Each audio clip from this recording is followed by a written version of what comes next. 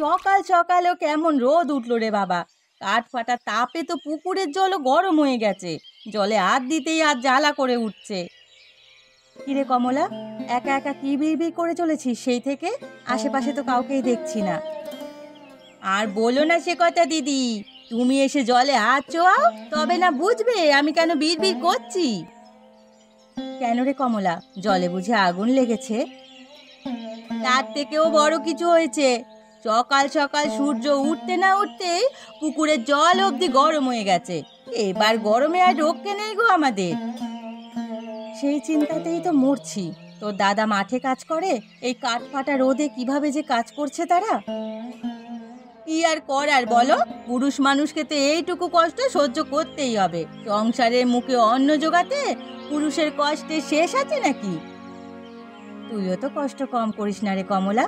কাক ডাকা ভোরে উঠে মাঠ থেকে সবজি নিয়ে হাটে গিয়ে বিক্রি করে আসিস, এটাও বা কম কষ্ট কিসের শুনি? আমার তো এই 3 কুলে গয়া পিসি ছাড়া আর কেউ নেই। লোকটা আমাকে বিয়ে করে সংসারে সব দায়িত্ব ছেড়ে সন্ন্যাস নিয়ে পালিয়েছে।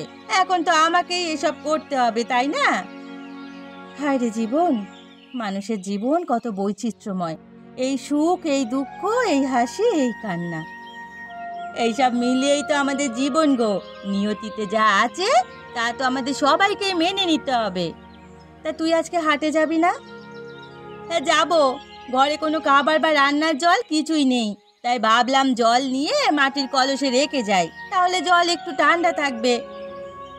একদম ঠিক কথা বলেছিস তুই। মাটির পাত্রে জল রাখলে জল কিছুটা ঠান্ডা থাকে।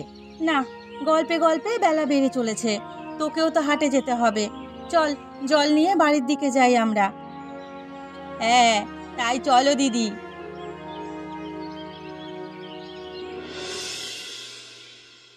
গিন্নি, আরে ও গিন্নি, আজকে সকালের পেপারটা কোথায় রেখেছো? আমাকে পেপারটা দিয়ে যাও দেখি। আর হ্যাঁ, আসবার সময় 1 কাপ চা নিয়ে এসো।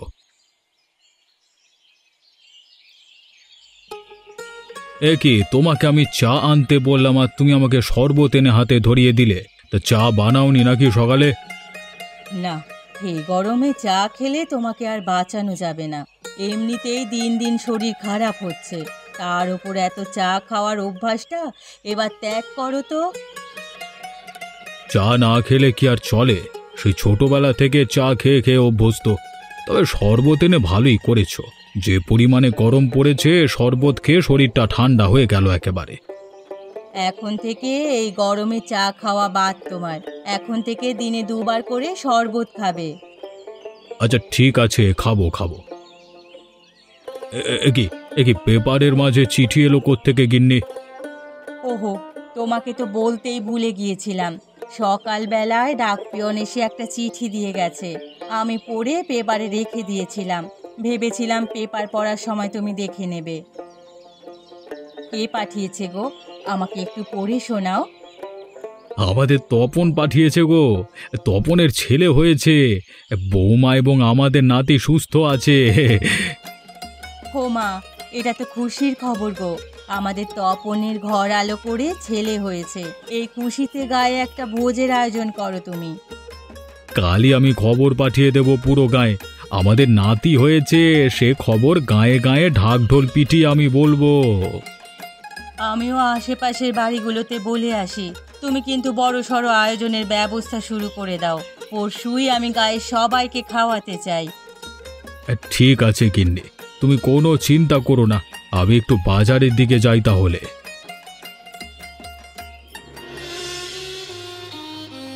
কি রোদ পড়েছে! এভাবে কদিন রোদ পড়লে তো মানুষ জলের তেষ্টায় মারা পড়বে। এই গরমে মাঠে কাজ করব কি করে আমরা? হ্যাঁ রে গোপাল, কাজ কাম চলছে কেমন? আগে ভালোই চলছে বাবু, কিন্তু গরমটা অনেক বেশি পড়েছে আজকাল। জলের তেষ্টায় গলা বুক শুকিয়ে আসে কাজ করতে গেলে। তা তো আসবেই, কিন্তু তাই বলে কাজে ফাঁকি দিস না আবার। পরিস্থিতি যেমনই হোক, কদিনের মধ্যেই ফসল আমার ঘরে ওঠা চাই। আপনি চিন্তা করবেন না বাবু, আমরা সকলে মন দিয়ে কাজ করছি। কদিনের মধ্যেই ফসল আপনার ঘরে তুলে নিয়ে আসব। আর কাজের ফাঁকে ফাঁকে বিশ্রামের নাম করে আমার সময় নষ্ট করিস না তোরা। আমার ফসলগুলো তাহলে রোদে নষ্ট হয়ে যাবে। আপনি কিচ্ছু ভাববেন না বাবু, আমরা ঠিক আমাদের কাজ শেষ করেই তবে বিশ্রাম নেব। মাঝে মাঝে জল তেষ্টা পায় আমাদের, যদি একটু শরবতের ব্যবস্থা করতেন আমাদের জন্য তবে খুব ভালো হতো। শখ কত, খাস তো চাষের কাজ করে, শরবত খাবার ইচ্ছে জাগে কি করে তোদের মনে? সামনে একটা কল আছে, সেখান থেকে জল এনে খাস। হ্যাঁ, এখন মন দিয়ে কাজ কর দেখি। আচ্ছা বাবু, ঠিক আছে। আসলে এই গরমে কাজ করে সবাই হাঁপিয়ে ওঠে, একটু শরবত হলে সবার আত্মা ঠান্ডা হতো আর কি। না না, তোদের জন্য এত কিছু করতে পারবো না আমি। তোদের এই একটা বাজে অভ্যেস, জানিস তো, তোদের খেতে দিলে শুতে চাস। দেখো দেখি, রোজ রোজ এই মেয়ের জন্য ভাত নিয়ে বসে থাকা লাগে। এত বলি এই রোদে বাড়ি থেকে বের হোস না, কে শোনে আমার কথা? ননি, ও ননি, কোথায় গেলি হারামজাদি? আমার একটা কথাও কি কানে যায় না নাকি? এত করে বলি এই রোদে বাইরে বেরোস না, শেষে অসুখ বাঁধালে কে দেখবে তোকে? কেন মা, তুমি দেখবে? আমার কিছু হলে তুমি ছাড়া তো দেখার কেউ নেই। আমি যে দেখবো, আমার কাছে টাকা থাকে না কি রে পাগলি? কিছু হলে বৈদ্য বাড়ি যাওয়ার জন্য তো টাকা লাগবে। আমার কিচ্ছু হবে না মা, তুমি চিন্তা করো না। চুপ থাক তুই, কথার পিঠে কথা কইবি না একদম। কাল ওই পাড়ার হারুর মা এই গরমে মারা গেছে, আর মেয়ে বলে কিনা কিছু হবে না। আমি তো গাছের তলায় বসে খেলা করি মা, আমি রোদে যাই না। তারপরেও সাবধানের মান নেই রে মা, একটু সাবধান হয়ে না চললে যে বিপদ হবে।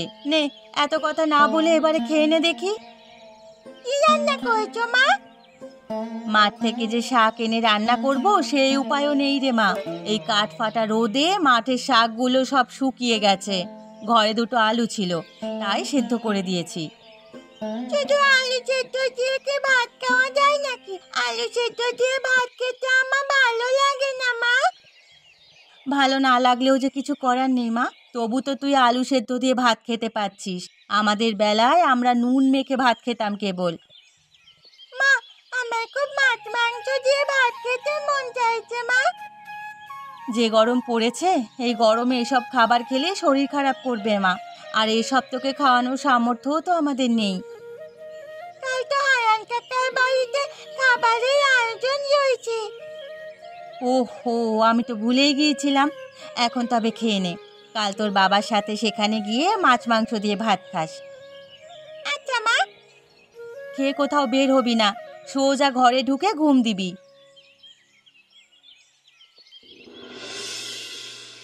এই সবাই ঠিক মতো বসে পড়ো, একটু বাদই খাবার দেওয়া শুরু হবে, সবাই পেট পুড়ে খেয়ে নিও। কি ব্যাপার হারান দাদা, নাতির জন্য তো উৎসবের আয়োজন বেশ করেছো দেখছি। হ্যাঁ, করতে হবে না, আমার বংশের প্রদীপ এসেছে, তার জন্য এই সামান্য কিছু করতে তো হবেই। তা আসতে কোনো অসুবিধা হয় না তো তোর? না না, আরতে খাতাপত্রের হিসেবটা নিয়ে বসেছিলাম, হঠাৎ কাজের ছেলেটা মনে করিয়ে দিল, তাই চলে এলাম। খুব ভালো করেছিস, ওই চেয়ার টেবিলে গিয়ে বসে পড়। আমরাও চলে এসেছি রে হারান, অনেক দিন হলো ভালো মন্দ খাইনে।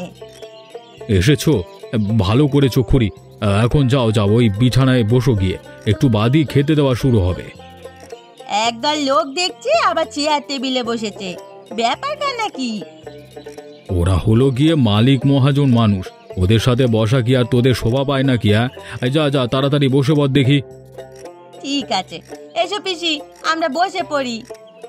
কি বিশাল আয়োজন করেছে বাবা, খাবারের গন্ধে না খেলে আমার পেটে মোচড় দিয়ে উঠছে। খাস মা, পেট পুড়ে খাস আজকে তুই, এমনিতেই তো তোকে ভালো কিছু খেতে দিতে পারি না। এসেছিস গোপাল? আরে যা যা, গয়া বুড়ির পাশে গিয়ে বসে পড়, তোদের লাইনে এক্ষুনি খেতে দেওয়া শুরু হবে। হ্যাঁ হ্যাঁ, যাচ্ছি বাবু, যাচ্ছি।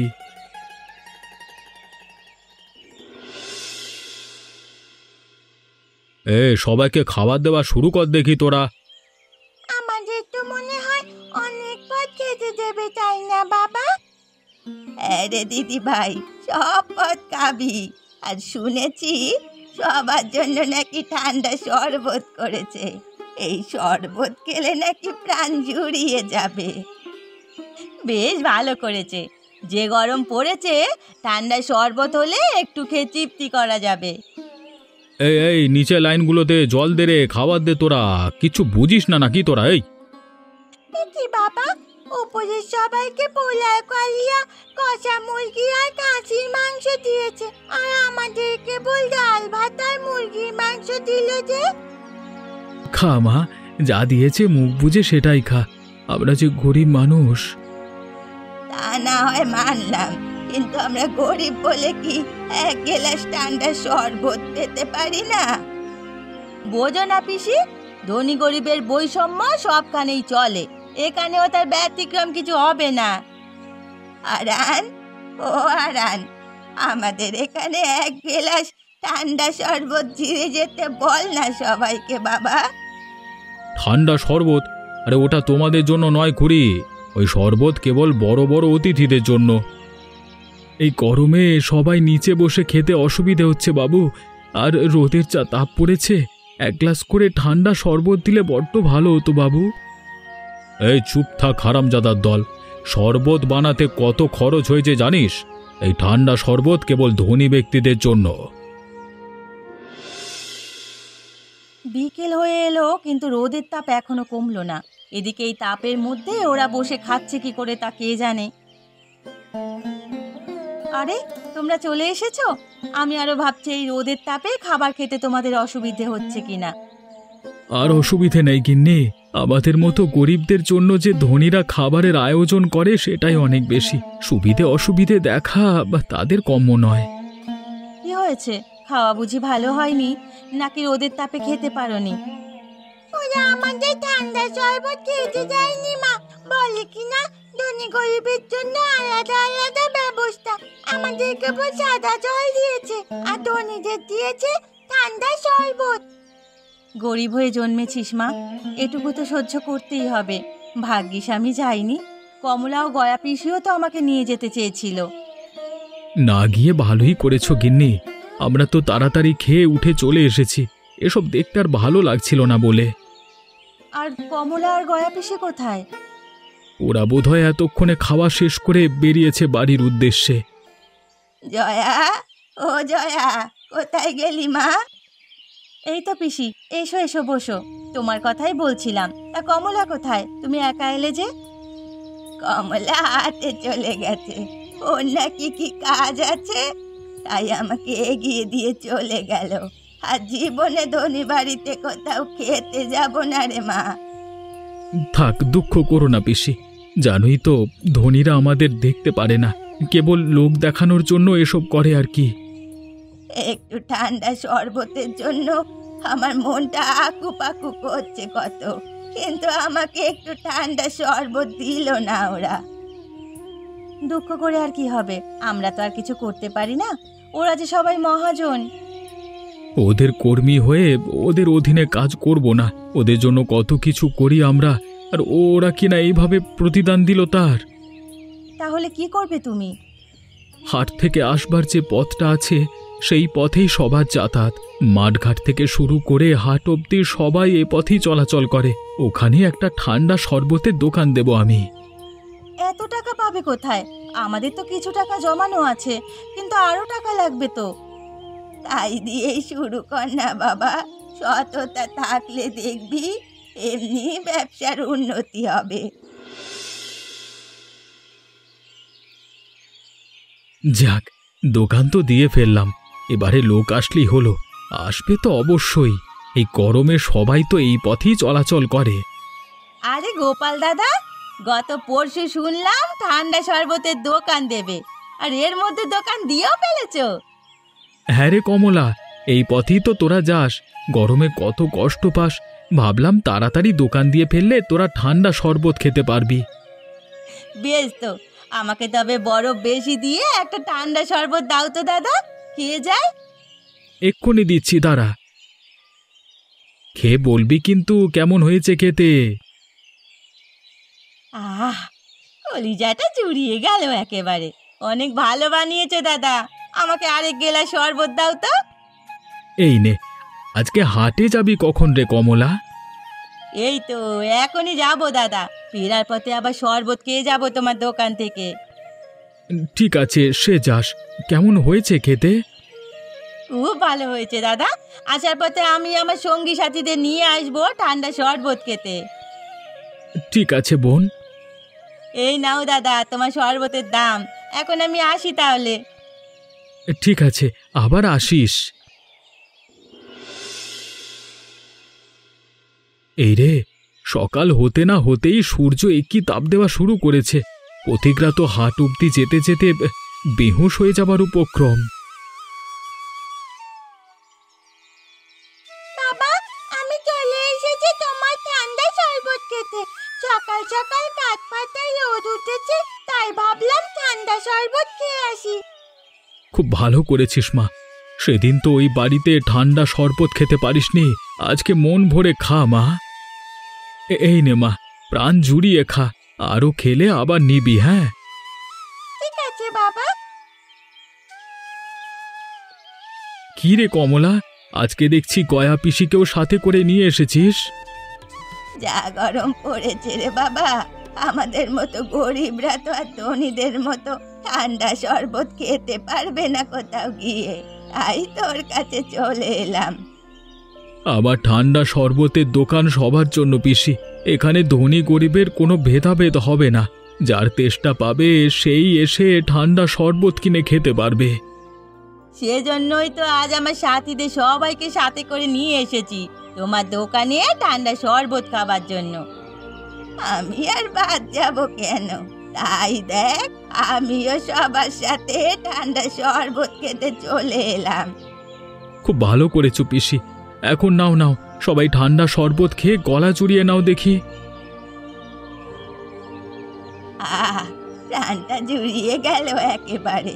রোজ রোজ আমি তো দোকানে আসবো এমন ঠান্ডা শরবত খেতে, ওরা তো হাটে চলে যাবে সবাই।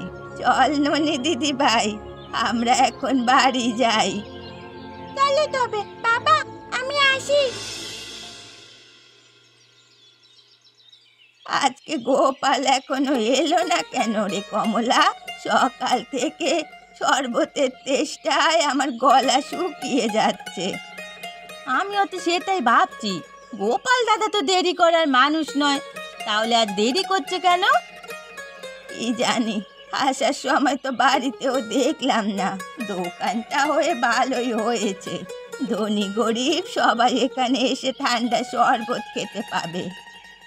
কি ব্যাপার পিসি, সকাল হতে না হতেই দেখছি ঠান্ডা শরবত খেতে চলে এসেছো। কি করব, যে গরম পড়েছে, একটু জল তেষ্টা পেলেই মনে হয় তোর দোকানে ঠান্ডা শরবত খেয়ে যাই। তাই আমি সাথে করে নিয়ে এলাম। আমি হাটে চলে যাব আর শরবত খেয়ে পিসি বাড়ি চলে যাবে। আমি আবার একটু হাটের বরফ কলে গিয়েছিলাম বরফ আনার জন্য। তোমরা বুঝি শরবত খাবে? তা নয় তো কি, তাড়াতাড়ি আমাদের ঠান্ডা শরবত দে দেখি, এ গলাটা ঠান্ডা করি একটু। তো ঠান্ডা শরবতের দোকান কেমন চলছে? আগে ভালোই চলছে বাবু। তা আপনি গিয়েছিলেন কোথায়? একটু মাঠে গিয়েছিলাম জমিতে আমার কাজ দেখতে। তা তুই তো আর মাঠে কাজ করিস না, তাই নতুন লোক নিতে হলো আবার। এই দোকান দিয়ে আমার চলে যাচ্ছে কোনো রকমে বাবু। আর এই গরমে মাঠে গিয়ে কাজ নেই। হ্যাঁ, গরমে একেবারে কাহিল অবস্থা। দে দেখি আমাকে এক গ্লাস ঠান্ডা শরবত দে। একটু দাঁড়ান বাবু, আগে গয়া পিসি আর কমলাকে দিই, তারপরে আপনাকে দিচ্ছি। এ কি, তুই আমাকে দাঁড় করিয়ে রেখে কিনা ওই ভিখিরিদের আগে দিবি? হ্যাঁ, থাক বাবা, বিমলকে আগে দিয়ে নে, সে ধনী মানুষ, আমাদের জন্য দাঁড়িয়ে থাকা তার মানায় না। কেন মানাবে না শুনি? আমাদের সময়ের বুঝি মূল্য নেই?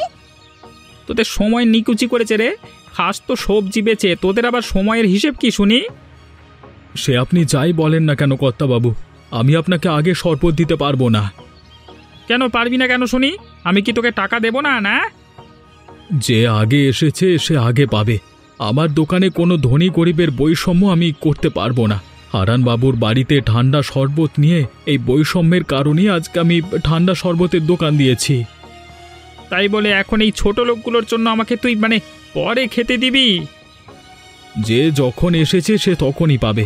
ওসব বৈষম্য আপনাদের ধনী সমাজে হয়, আমাদের গরিব সমাজে এসব হয় না। দেখেছো হারান দাদা, এসে ভালোই করেছো। ওই ছোট লোকগুলোর জন্য গোপাল কিনা আমাকে কথা শোনায়। হ্যাঁ, এটা একটা বিহিত করতেই হবে তোমাকে। আমি সব শুনেছি, শুনে আমার শিক্ষে হয়ে গেছে। আসলে এতদিন ধনী গরিবের ভেদাভেদ করে বড্ড ভুল করেছি। ভুলে গেছিলাম আমিও এককালে গরিব ছিলাম, আজ ধনী হয়ে সব ভুলে গেছি। আসলে আমরা সবাই ভুলে যাই অতীতে আমরা কি ছিলাম। মানুষের মাঝে ভেদাভেদ না করে সবাইকে সমান দেখা উচিত, কারণ আমরা সবাই রক্তে মাংসে গড়া মানুষ। আমিও বুঝেছি এবার। আমাকে ক্ষমা করে দিও পিসি। কালকে সবার জন্য ধনী গরিবের শরবতের আয়োজন হবে গোপালের দোকানে। হ্যাঁ, সবাই চলে আসবে কিন্তু।